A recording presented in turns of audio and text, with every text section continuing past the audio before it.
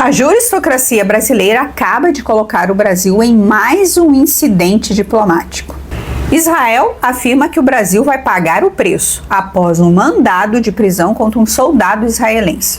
Sim, o Brasil tentou prender um soldado israelense por crimes de guerra. O soldado Yuval Wagdani é um sobrevivente da ação no Festival de Música. Sim, ele é um sobrevivente. Mas aqui no Brasil, ele foi tratado como criminoso e caiu nas garras da juíza federal Raquel Soares Chiarelli. Mas como essa história começou?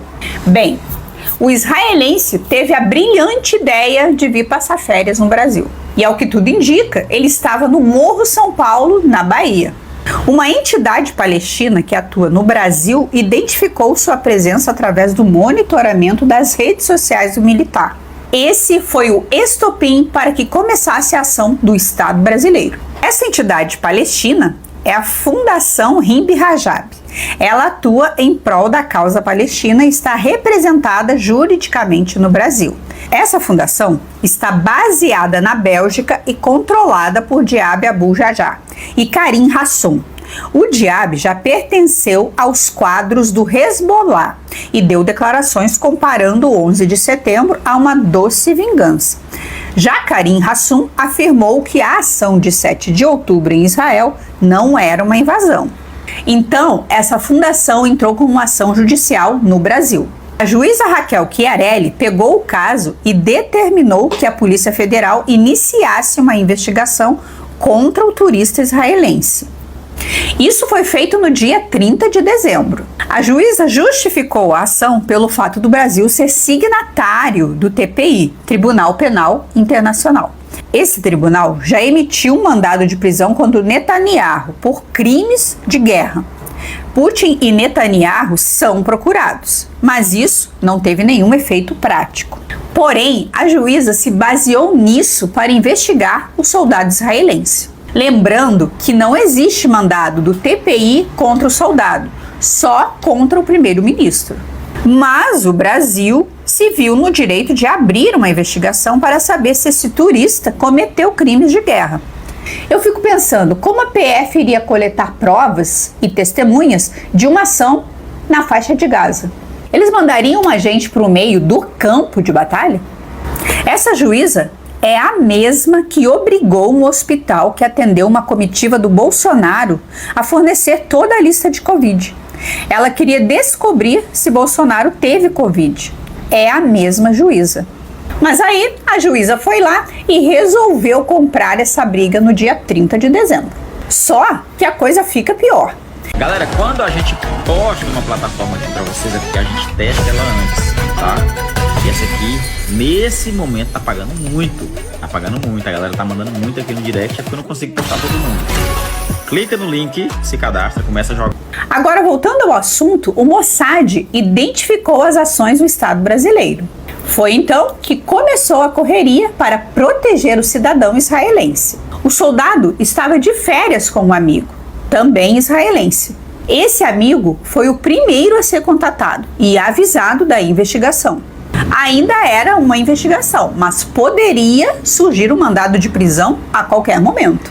O Mossad, então, destacou um agente para acompanhar Yuval Wagdani até um local seguro. O pai do soldado tentava acompanhar o paradeiro do filho, com medo dele parar numa prisão brasileira.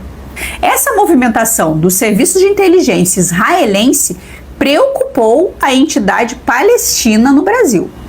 Eles fizeram mais uma provocação à juíza que cuidava do caso.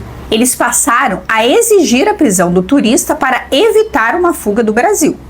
A juíza atendeu e na madrugada deste domingo foi expedida uma ordem de prisão contra o militar israelense.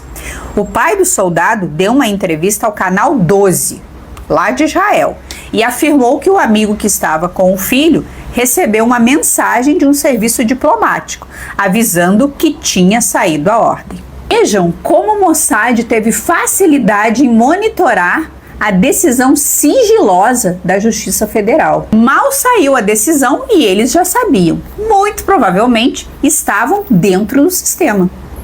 Isso talvez explique o fato de Alexandre de Moraes não usar o sistema eletrônico nas suas investigações particulares.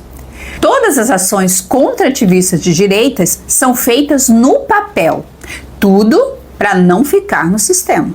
Com essa identificação feita pelo Mossad, o soldado foi retirado do Brasil. Por questões óbvias, não se sabe como ele saiu. Provavelmente em uma aeronave particular ou fronteira terrestre. Nesse momento, o soldado está em solo argentino, uma nação amiga de Israel. O fato do Estado brasileiro se colocar como inimigo de Israel não passou batido. Um membro do parlamento israelense declarou o seguinte: o Brasil se tornou um Estado patrocinador de aquela palavra que o YouTube não permite que fale. Em vez de perseguir, ela persegue um soldado das FDI, um judeu que sobreviveu a uma cozinha brutal. Provavelmente a tradução é outra, mas não entendo hebraico. E protege o seu povo. Uma pena que não será perdoada. Israel não ficará de braços cruzados diante da perseguição de seus soldados. E se o Brasil não corrigir seus hábitos, pagará um preço. Ele termina com uma alfinetada sobre política interna de Israel. O Mossad tem um histórico de eficiência nas suas ações contra quem eles consideram inimigos de Israel. Agora, nós temos uma juíza que quis ter esse protagonismo e uma fundação que atuou contra o militar daquela nação. O que vai acontecer nesse campo não dá para saber. Mas no campo diplomático, isso já tomou proporções. Virou notícia internacional e é o assunto mais comentado desse domingo.